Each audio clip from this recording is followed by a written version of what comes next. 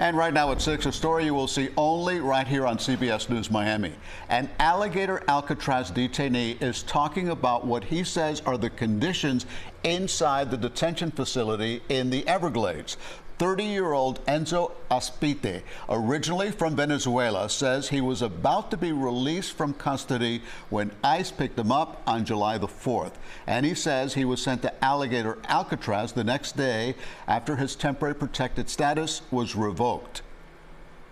Good evening, I'm Elliot Rodriguez. I'm Lauren Pastrana. Thank you for joining us. CBS News Miami's Steve Majiri took the call from him from inside the facility, and Steve joins us now with the story. Steve? Well, Elliot, Lauren, Aspite's family says that they wanted to reach out to us because they wanted to get the word out about the conditions they believe their loved one is living in.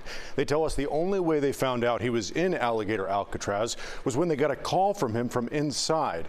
Aspite called his girlfriend from Alligator Alcatraz this past Sunday night, and his girlfriend merged us onto the call. And a check of his criminal history shows 7 arrests, including one late last month that ultimately led to his detention. Para nosotros las condiciones son fatales. Esto no está apto para ser humano. Nos bañamos un día sí, 3 no.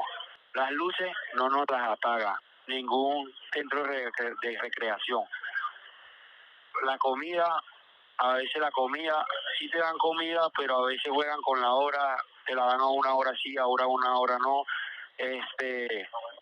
Hay gente, por ejemplo, el medicamento es fatal. Aquí no te dan medicamento para que te entienda un médico, no te atiende. Hay gente. There have been no reported deaths at Alligator Alcatraz, but Enzo Aspite and his family want people to know what he says is happening inside the facility.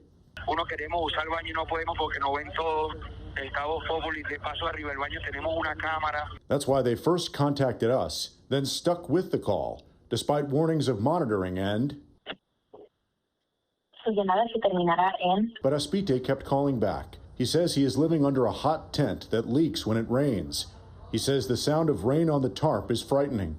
We reached out to ICE and the Florida Division of Emergency Management, asking if Aspite's claims are true and if the alleged conditions align with their standards. ICE referred us back to the state, who called his claims false and said there is a 24/7 fully staffed medical facility with pharmacy on site and there is working air conditioning throughout the facility. For 30 minutes, our calls would be interrupted by messages like this. Esta llamada puede ser grabada y monitoreada. Still, the conversation continued. During our interview Sunday night, we asked Aspite about his nutrition inside. When's the last time you've eaten? Esta mañana. How long had you eaten before then? No, al mediodía. Aspite says he gets a hot and cold meal each day, which consists of a ham and cheese sandwich, an apple and chips. We asked him why he feels that the conditions there are meant for animals. ¿Por qué no te creo eso? Porque ve, no tienen una malla como una malla de pollo. Tienen 32 personas en cada malla. Tenemos nada de privilegio aquí. Nos tratan, cuando uno quiere pedir algo, nos tratan como una basura. Uno queremos usar el baño y no podemos porque no ven todo. Toiles se desbordan. Eso es agua con pupú por ahí retuciendo en el piso. Eso es algo demasiado horrible. FDEM said the facility meets all required standards and is in good working order. In response to the conditions about the toilets, FDEM said all wastewater is hard pumped into 22,000-gallon frac tanks, maintained below 50% capacity and pumped daily to minimize transfers. Tanks, hoses, and connections are fully contained to prevent spills and are regularly inspected to ensure zero environmental impact.